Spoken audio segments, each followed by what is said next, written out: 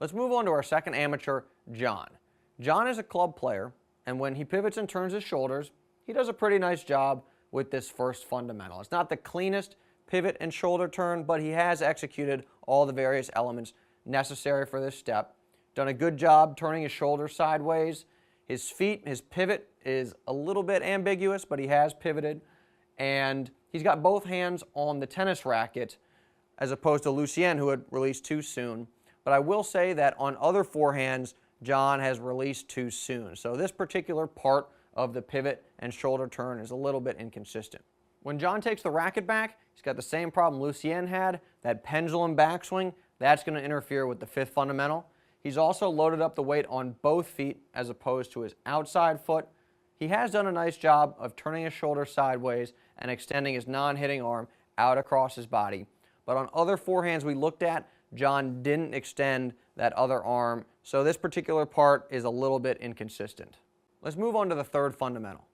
When John swings to contact, he pushes off both feet. Again, that's because he didn't load up properly on that outside leg.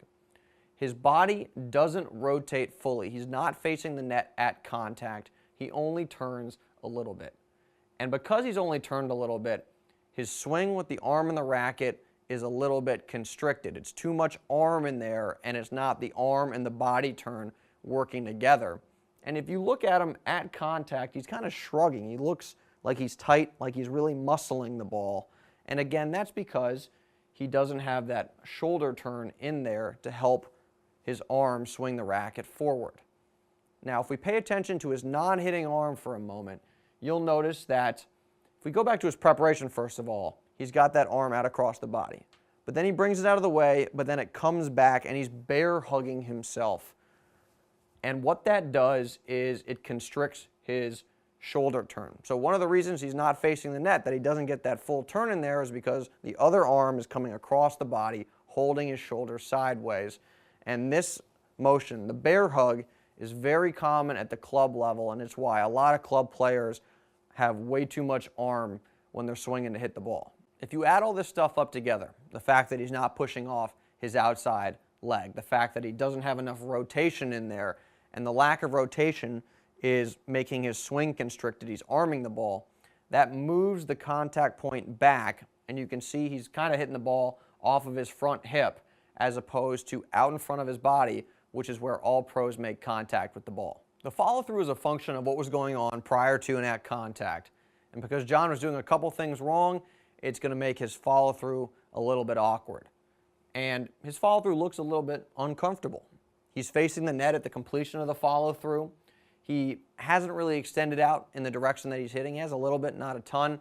Has turned the forearm and the wrist over like he has a watch on, trying to check the time. That is good.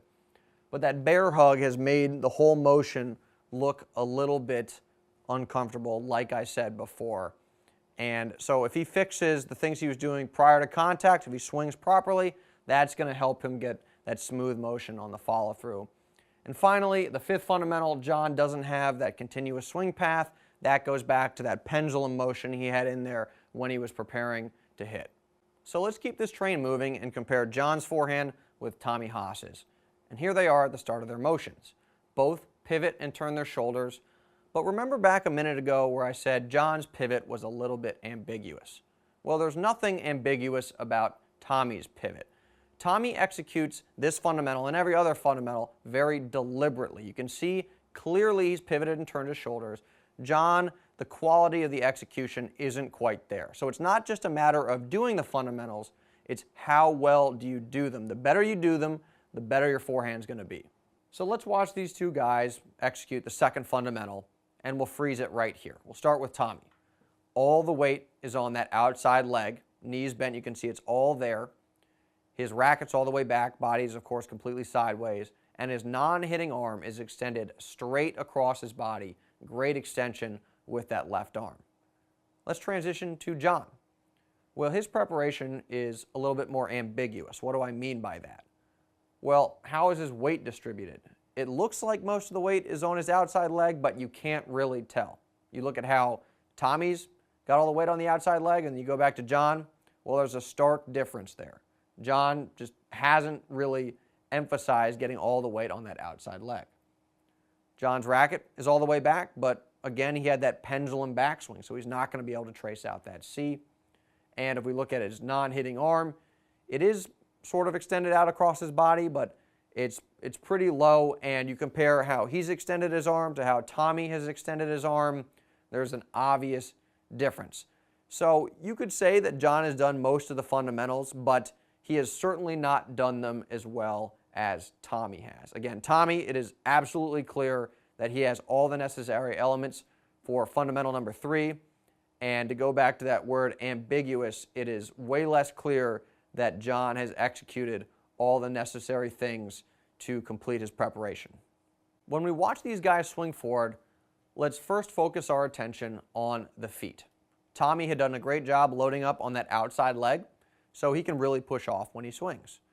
John, on the other hand, because it wasn't really clear where he had distributed his weight, the push off is a lot less clear. He's certainly pushing off his outside leg, but there might be a little inside leg in on the action as well. Let's move on to the upper body rotation. Tommy is sideways to the net, so is John. And when Tommy rotates back during his swing, he is now facing the net at contact. He's done a fantastic job, unsurprisingly, of rotating back towards the net. And you'll notice that he's hitting the ball out in front of his body. Looks very comfortable at contact. Well, John doesn't rotate fully when he swings. He gets a little bit of rotation in there, but he's clearly not facing the net at contact. And look at what that does to his contact point. It has pulled the contact point back. It's basically in line with his hip, and it's not out in front of his body like Tommy's. There's a clear difference between contact points between Tommy and John. Tommy, like I said before, looks very comfortable. John looks a little jammed, and that has to do with the body rotation. Let's move on to the follow-through. From contact, Tommy extends out in the direction that he's hitting, turns the forearm and the wrist over, brings the racket across his body, and of course, he continues to rotate after he hits. Looks very smooth, nice and easy way to slow himself and the tennis racket down.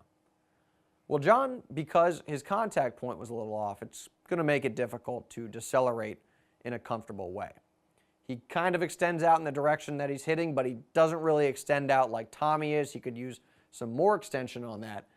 And he does turn his forearm and wrist over like he's trying to check the time on the watch, and of course he brings the racket to the other side of his body. But his upper body rotation after he hits is a little bit awkward. And again, we said this earlier, his follow-through sometimes looks uncomfortable. That has to do with his contact point being a little bit off. Let me round out our discussion of John's forehand by talking about the quality of John's execution. He did many of these fundamentals, but some of his execution wasn't as deliberate, wasn't as clean as Tommy's execution. So it's not just a matter of whether or not you're doing these fundamentals. You need to do them well, and you can keep refining how well you execute these fundamentals. Now, below this video, we have our last amateur, Kevin. He played in high school. He's the best of the 3 amateurs we looked at. And we're going to compare his forehand to Tommy Haas, and we're going to see how clean, how deliberate his execution is versus the pros.